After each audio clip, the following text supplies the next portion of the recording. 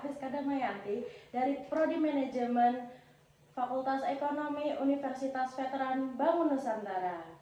Di sini saya ingin mewawancarai ibu saya mengenai manajemen keuangan keluarga. Halo Ibu. Halo. Bisa perkenalkan diri dulu Bu?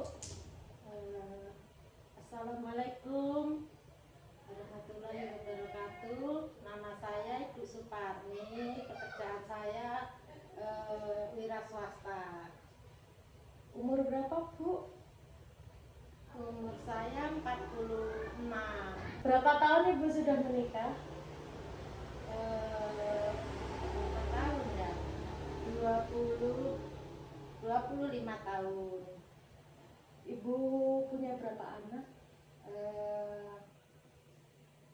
Anak saya 2. Yang pertama umur 24, yang kedua 22, dan yang pertama alhamdulillah sudah bekerja. Untuk yang kedua masih kuliah. Oke, terima kasih Ibu. Mungkin kita langsung lanjut ke sesi wawancaranya. Yang pertama, gimana sih Ibu membagi penghasilan setiap bulan untuk kebutuhan keluarga?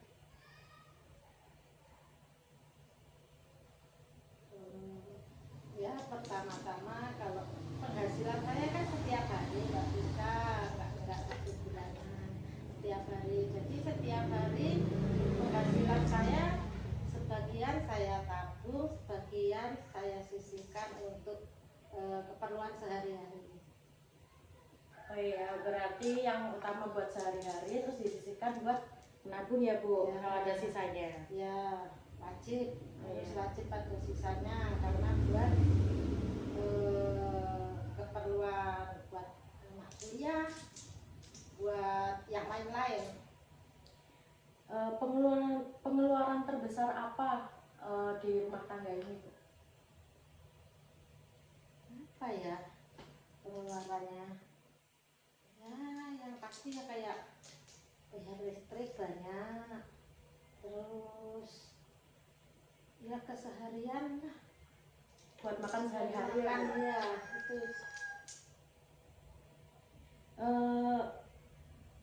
Ibu itu punya anggaran rutin bulanan nggak buat ngaturnya?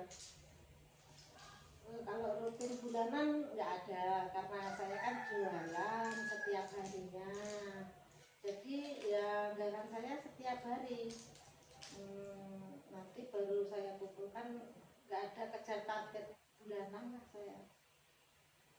Pokoknya sisa saya tabung, selain buat harian langsung saya sisihkan. Iya. Kalau buat menghadapi keadaan darurat nih Bu, misalnya anak sakit atau bahkan ibu sendiri yang sakit, itu bagaimana Bu keuangannya? Ya kalau sakit sih gimana ya? Saya ya itu sebagian setiap bulan itu saya tabung buat BPJS. Saya bayar buat BPJS. Jadi kalau ada hal-hal seperti itu, alhamdulillah saya pakai kartu BPJS. Sangat membantu. Oh iya, berarti sudah ada BPJS yang dibayar tiap bulannya. Ya. Jadi tinggal pakai gitu aja ya Bu, Ya. kalau misal ada anak sakit gitu. Ya. Oh iya. Terus selain penghasilan utama nih Bu, Ibu kan wira swasta ya? Ya. Ibu ada penghasilan tambahan nggak? Apa ya? Nggak ada sih, ya ada sih sedikit. Alhamdulillah punya investasi apa ya, kontrakan. Ya nggak banyak, cuman bisa buat tambah-tambah setiap bulannya. Motivasi apa Ibu itu bisa mencari penghasilan tambahan tersebut? Ya karena ingin anak itu biar bisa punya masa depan, punya apa ya, setidaknya punya jenjang pendidikan, bisa menyekolahkan anak sampai kuliah. Oh iya. Berarti di kerjaan utama ini, kerjaan tambahan ini tidak mengganggu kerjaan yang utama ya Bu, soalnya kan kontrakan jadi nggak kerja yang gimana-gimana ya. Penghasilan tambahan tersebut tuh membantu banget nggak Bu di pengelolaan keuangannya? Oh, sangat sangat sangat membantu. Karena itu apa ya, termasuk tabungan utama. Oh iya, apakah keuangan kontrakan ini dipakai sehari-hari kalau eh, dari pekerjaan utama kurang atau bagaimana Bu? Atau hanya ditabungkan saja? Alhamdulillah untuk pekerjaan setiap hari penghasilannya bisa berharian. Jadi uang kontrakan bisa saya tabungkan sedikit-sedikit. Oh, jadi tabungan kontrakan itu full ya? Ya, Oh iya. tidak buat harian. Berarti ibu ini mempunyai kebiasaan menabung dari uang kontrakan tersebut dan eh, punya tabungan juga dari yang pekerjaan utama.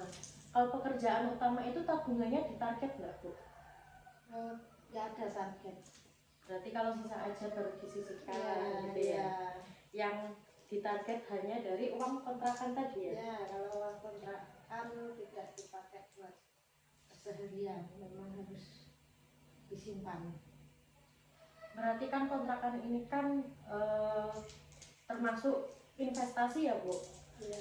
Selain itu, ibu itu ada investasi lagi nggak?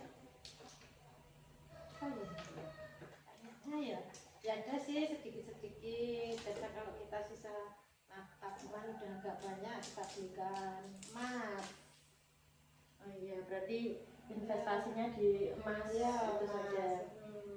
Kalau emas kan udah, kalau kita butuh sewaktu-waktu kita bisa jual. Nanti kalau kita mau, kita punya uang bisa kita beli lagi. Oh iya, buat jual belinya sangat mudah ya Bu ya. Sebelum buat mutusin investasi emas itu, ibu ada pertimbangan lagi nggak? Kenapa ibu investasinya memilih emas? Kenapa nggak yang lain? Misal sekarang kan ada reksadana dan lain-lain, mungkin itu yang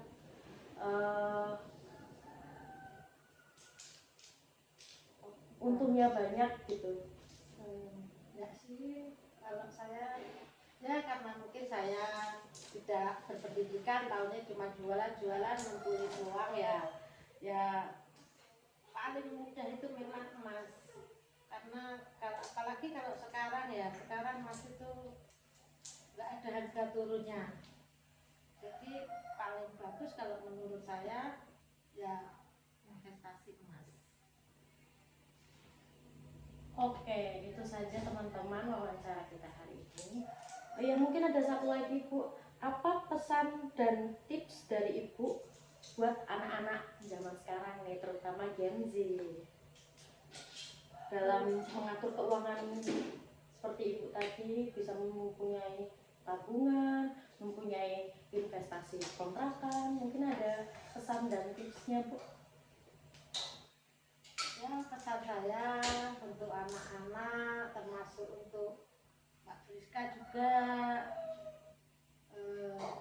jangan boros-boros. Boleh jajan, tapi sebagian harus disisihkan. Kalaupun kita sudah bekerja atau sudah di rumah tangga, kita harus rajin menabung. Entah itu 100 atau ibaratnya 1000 atau 2000, itu kalau bisa kita wajibkan untuk menabung buat masa tua atau buat masa depan anak-anak kita lagi. Ya, terima kasih. Ya, terima kasih banyak atas waktunya ya Bu. Semoga pengalaman dari cerita Ibu Suparni ini bisa menjadi pelajaran buat kita semua. Terima kasih. Wassalamualaikum warahmatullahi wabarakatuh. Jumpa lagi.